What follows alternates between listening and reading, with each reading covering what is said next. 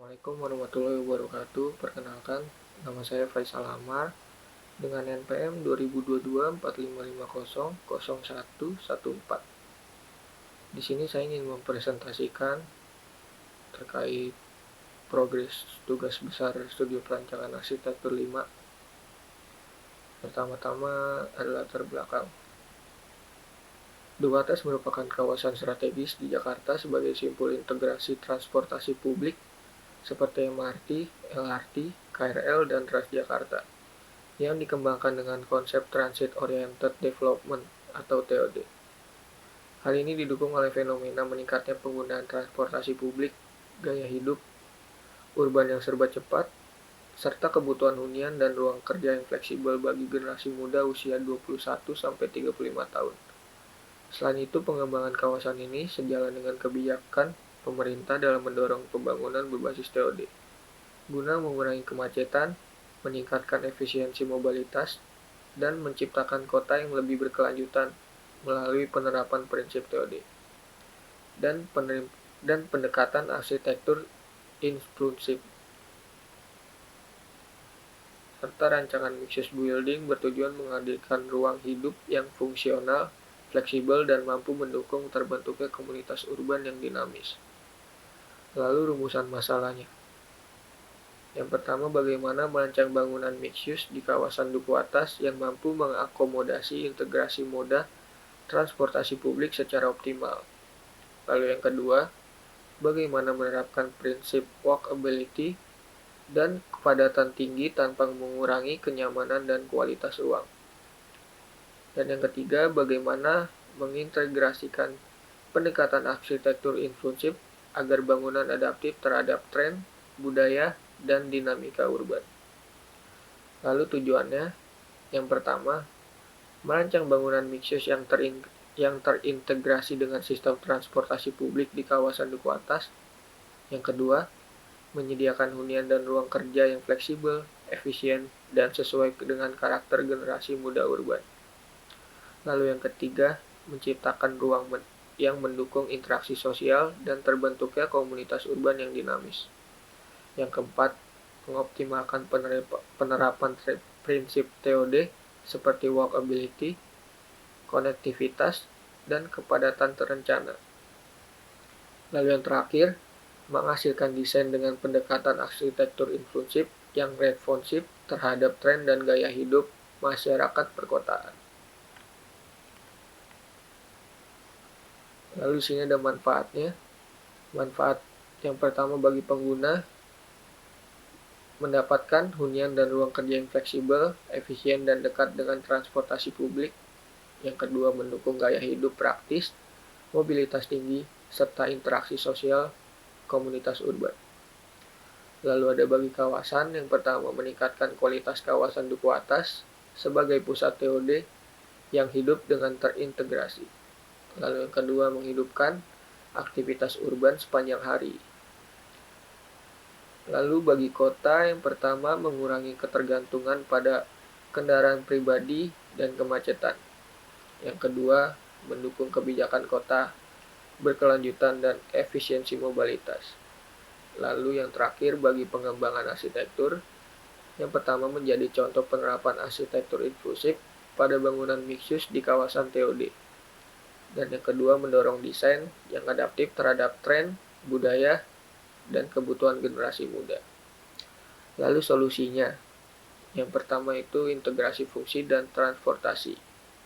Menghubungkan langsung bangunan dengan simpul transportasi seperti MRT, LRT, KRL, dan Transjakarta melalui akses pedestrian yang nyaman dan jelas.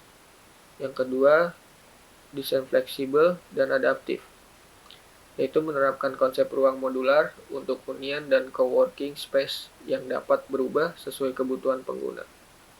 Yang ketiga, penggunaan walkability dan ruang publik, yang dimana menyediakan jalur pedestrian yang aman, teduh, dan aktif dengan fasilitas pendukung seperti retail, ruang terbuka, dan area komunal. Lalu yang terakhir, penerapan mixed use yang seimbang, seperti menggabungkan fungsi hunian, kerja, komersial, dan rekreasi dalam satu kawasan vertikal untuk efisiensi ruang.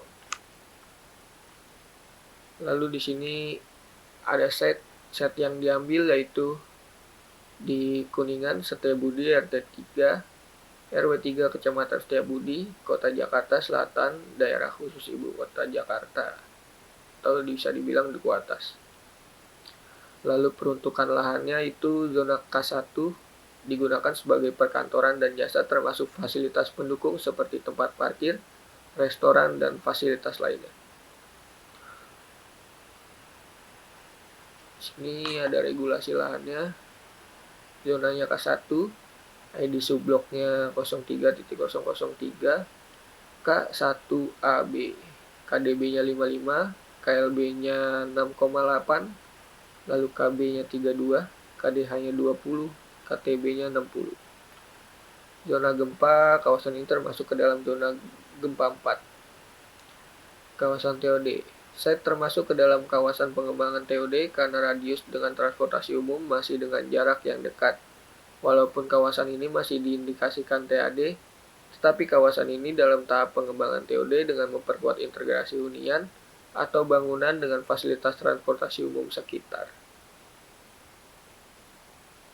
Di sini ada lanjutannya, analisa matahari. Sinar matahari sebagai sumber utama pencahayaan alami pada area site. Paparan matahari area danau sangat maksimal, terutama dari area selatan dan timur. Lalu di sebelah barat area ini berada di bawah bayangan gedung tinggi. Lalu rumah yang menghadap selatan kemungkinan mendapatkan sinar matahari paling stabil sepanjang hari. Responnya menambahkan vegetasi rindang di sisi barat sebagai peneduh pada sore hari. Lalu menempatkan fungsi publik seperti lobi dan ruang aktif menghadap timur atau selatan untuk pencahayaan alami yang lebih stabil. Lalu analisa angin. Set ini memiliki danau dan ruang terbuka di tengah, berfungsi sebagai zona penyejuk dan koridor angin alami. Lalu kepadatan bangunan di sisi timur dan selatan kemungkinan menghambat angin masuk. Responnya menerapkan ventilasi silang atau cross ventilation dalam perancangan tata ruang dalam, khususnya pada podium. Lalu tata massa bangunan agar tidak menutupi danau dan ruang terbuka untuk menjaga fungsi pendinginan alami. Lanjut dianalisa kebisingan. Pada area barat set memiliki kebisingan paling tinggi karena berbatasan dengan jalan raya. Pada area sisi timur memiliki kebisingan sedang karena berbatasan dengan pemukiman. Lalu di sisi utara site memiliki kebisingan paling rendah karena berbatasan dengan danau. Responnya menggunakan vegetasi sebagai buffer suara.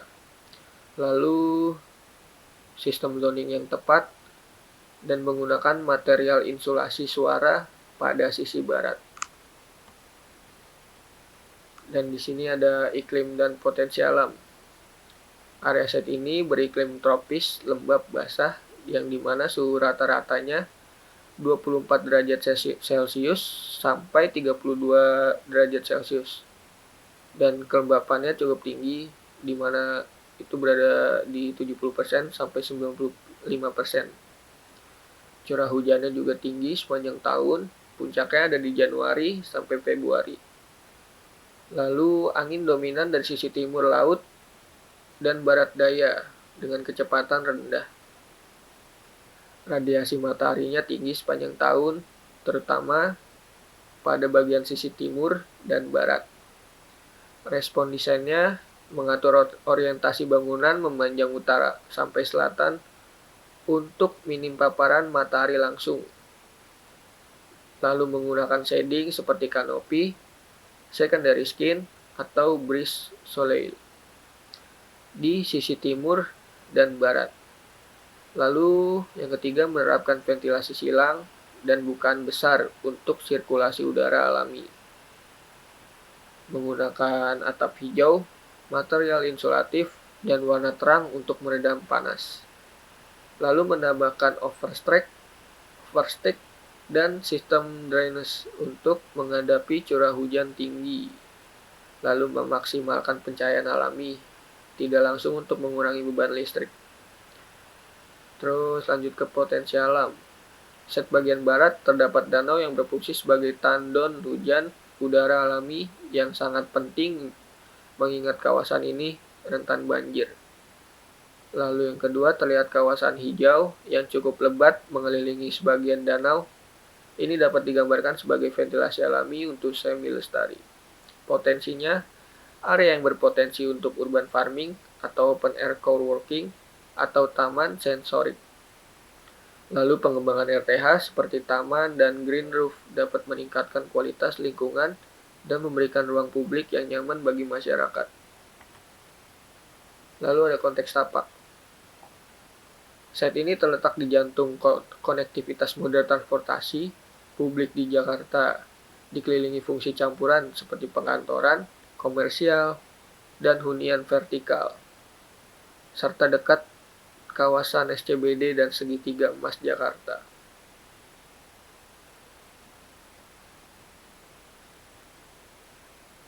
Lalu, Set berada dalam kawasan TOD Duku Atas, dikelilingi simpul MRT, LRT, KRL, dan BRT. Terdapat jalur pedestrian yang lebar dan terhubung, seperti terowongan Kendal dan JPO multiguna. Respon bangunannya, orientasi bangunan menghadap simpul moda transportasi utama, LRT dan MRT. Maksimal fungsi fixus, komersial, publik dan hunian, vertikal untuk mendukung kepadatan TOD. Elevated plaza atau podium terhubung langsung ke jalur pedestrian dan stasiun LRT. Lalu tepi tapak diaktifkan untuk edge activation dengan retail dan aktivasi semi publik. Lalu ada vegetasi existing dipertahankan untuk mendukung ruang terbuka aktif serta ground floor terbuka tanpa pagar untuk mendukung aliran manusia dan aktivitas sosial.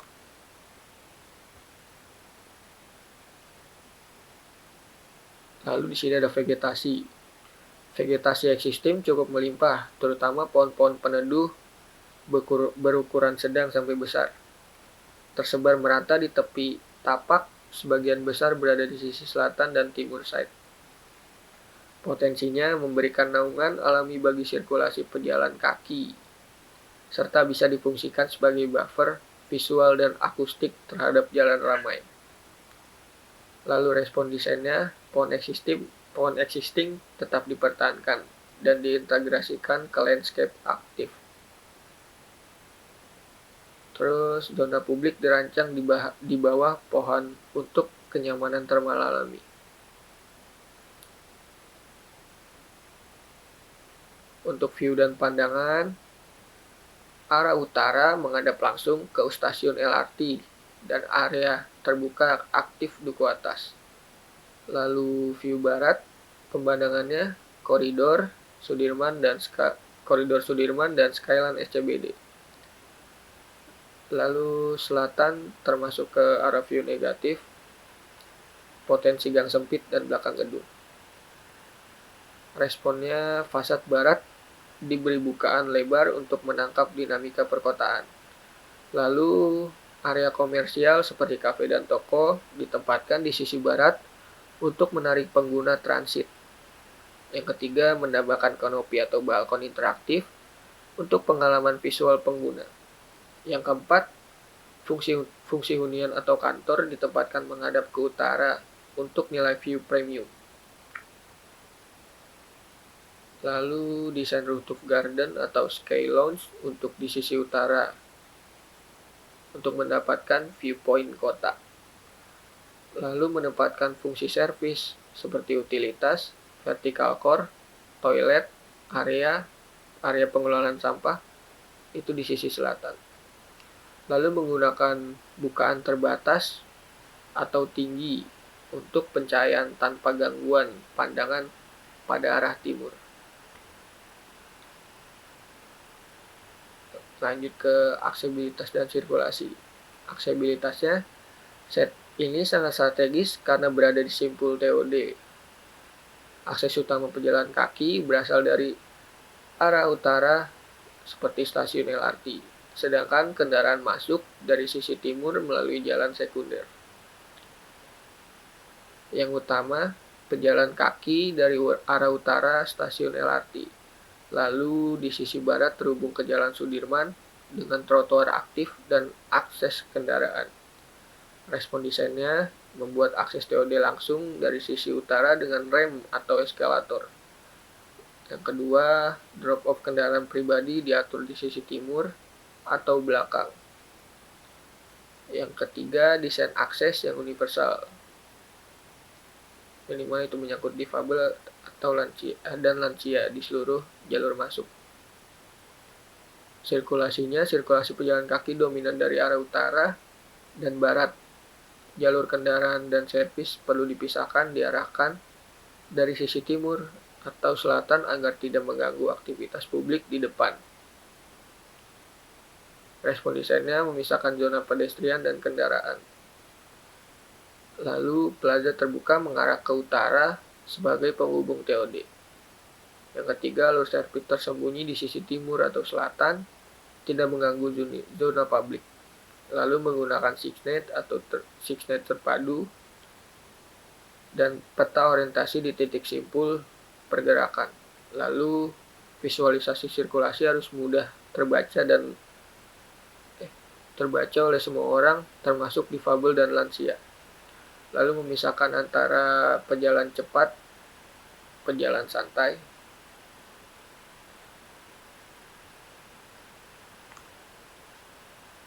Lanjut ke drainase. Tapak memiliki kontur relatif datar dan beresiko tergenang saat hujan deras, terutama karena kedekatannya dengan badan air kota. Sistem drainase dirancang dengan perkerasan berpori, aman resapan dan saluran mikro menuju kolam detensi di sisi timur atau selatan tapak. Elevasi bangsa ditinggikan kurang lebih 30-50 cm untuk mencegah limpasan masuk ke interior. Air hujan dari atap dialirkan ke sistem penampung dan dapat dimanfaatkan kembali. Seluruh sistem diintegrasikan agar tidak mengganggu jalur utama TOD dan sirkulasi pejalan kaki serta mendukung keberlanjutan tapak. Respon yang harus dipikirkan pertama yaitu elevasi bangunan. Lantai dasar dibangun tinggi kurang lebih 30-50 cm dari permukaan tanah untuk mencegah air hujan masuk saat genangan. Lalu plaza dan jalur pejalan kaki menggunakan pekerasan berpori atau konblok permeable untuk memungkinkan air meresap langsung ke tanah. Yang ketiga, taman resapan dan biowesel ditempatkan di sisi timur dan selatan side, berfungsi sebagai buffer landscape dan jalur resapan alami air limpasan. Lalu yang keempat, kolam detensi multifungsi didesain sebagai elemen landscape publik atau taman air di sudut tenggara tapak, berfungsi menampung sementara air hujan sebelum dialirkan ke drainase kota. Yang kelima, atap hijau dan penampungan air hujan. Bangunan utama dilengkapi green roof untuk memperlambat laju air hujan, lalu air ditampung dalam tangki rius bawah tanah dan dimanfaatkan kembali untuk menyiram tanaman dan kebutuhan air non-potable. Lalu yang terakhir, sistem aliran terkendali. Alur air permukaan diarahkan menjauhi zona aktivitas publik atau plaza dan koridor LRT melalui saluran tepi dan vegetasi buffer.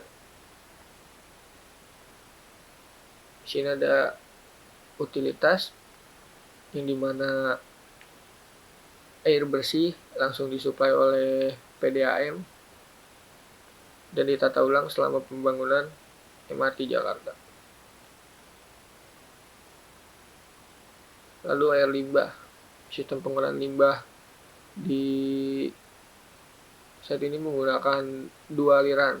Area ini menggunakan dua aliran limbah seperti septic tank, sementara limbah cair dan diolah terlebih dahulu seperti dialirkan ke saluran kota. Lalu ada telekomunikasi dan internet. Kawasan instan dilengkapi dan jaringan optik yang ditanam fiber sebagai bagian dan penataan sarana utilitas terpadu SJUT oleh Pemprov DKI Jakarta menghilangkan kabel sebelumnya yang semrawut. Sampah di sekitar set terdapat TPS yang tertutup dan pengelolaan limbah berbahaya sebagai regulasi untuk menjaga kebersihan. Lalu pemadam dan keamanan, fasilitas keamanan di kawasan ini, sistem deteksi dan awal bahaya kebakaran, perangkat seperti CCTV, metal detector, serta pin, uang diskalator, serta aliran dan tangga darurat untuk evakuasi.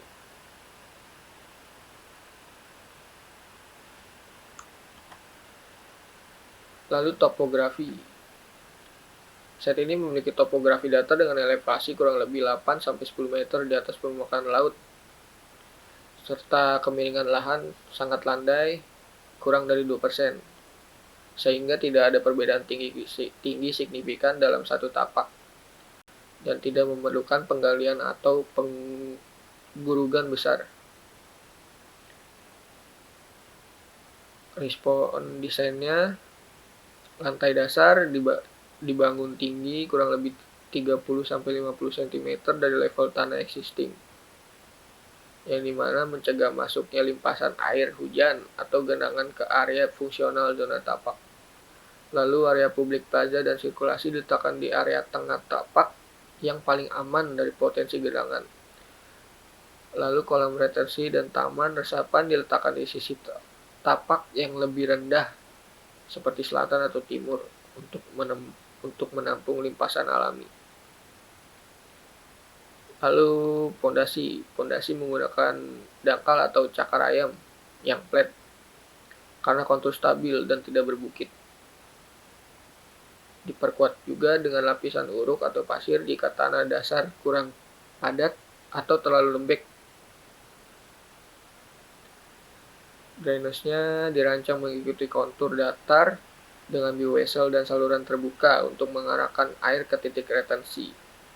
Landscape dibuat landai untuk memaksimalkan aliran air alami ke area hijau. Lalu aksesibilitasnya, kontur datar sangat mendukung desain aksesibilitas universal inklusif tanpa rem yang terlalu curam. Resikonya tinggi karena daratan rendah Jakarta, lalu kedekatan dengan aliran sungai, dan sistem drainase kota yang padat. Lalu lanjut ke program uang. Identifikasi penggunanya, di mana ada pengunjung, yaitu dua pengunjung umum dan pengunjung tetap. Lalu ada pengelola, seperti kepala pengelola, manajer, administrasi, kepala divisi, staf seperti divisi humas, keuangan, dan teknisi. Lalu ada juga security dan cleaning service. Lanjut ke aktivitas pengguna, yang dimana sini pelakunya ada pengunjung mall yang aktivitasnya kurang lebih seperti ini: parkir, datang, berbelanja, bermain, makan, istirahat, foto-foto, beribadah, serta ke toilet. Lalu pengelola mall,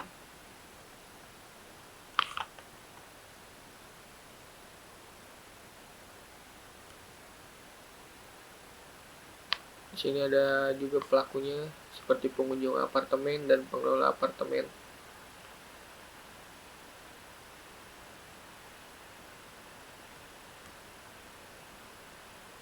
Di sini ada pengelola staf dan pengunjung kantor.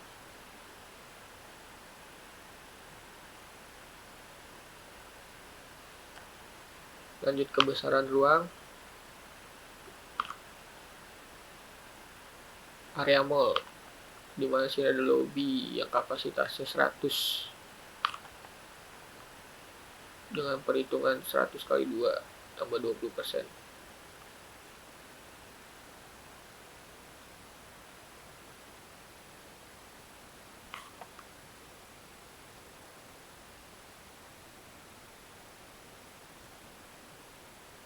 Lanjut ke konsep.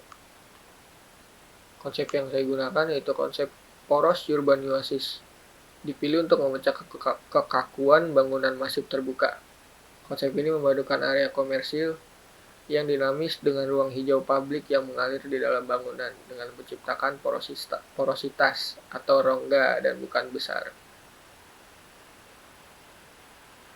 Bangunan tidak lagi menjadi dinding beton yang kaku, melainkan menjadi paru-paru kota yang bernapas mengalirkan udara cahaya alami serta manusia secara organik. Lalu pendekatannya menggunakan arsitektur biofilik dan porositas makro, yang dimana untuk menciptakan bangunan yang ramah lingkungan, nyaman, dan interaktif. Pendekatan biofilik diterapkan melalui integrasi elemen alam seperti taman gantung, koridor hijau, aliran air, serta optimalisasi pencahayaan dan ventilasi alami guna meningkatkan kualitas hidup pengguna. Sementara itu, pendekatan porositas makro diwujudkan dengan menghadirkan rongga-rongga besar berupa void, pocket garden, dan ruang terbuka publik yang berfungsi memperlancar sirkulasi udara, yang dimana berfungsi sebagai mengurangi beban angin pada bangunan serta menjadi ruang interaksi sosial bagi penghuni, pekerja, dan pengunjung. Hasilnya adalah bangunan yang lebih sehat, berkelanjutan, dan terhubung dengan alam maupun lingkungan sekitarnya. Lalu tema yang digunakan yaitu tema Eco Community Hub. Tema ini menekankan bahwa bangunan mixed use berfungsi sebagai pusat komunitas urban atau hub, tempat 3 fungsi: hunian, kerja, belanja, yang tidak berdiri sendiri, melainkan dijalin oleh ruang-ruang terbuka hijau yang bernapas. Bangunan ini menjadikan wadah interaksi sosial yang sehat, di mana ekosistem buatan manusia dan alam hidup berdampingan secara fungsional. Lalu ini ada guban massa. Yang pertama, berbentuk balok yang ditumpuk. Lalu podium komersil dibuat berlubang seperti ini untuk membuat sirkulasi udara dan pencahayaan, serta buat ini juga pejalan kaki. Lalu ada pemisahan massa, yang dimana di bawah ini ada mall, lalu sini ada kantor dan apartemen.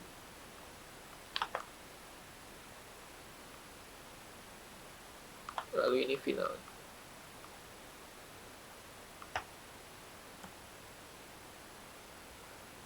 Nah, ini side plan.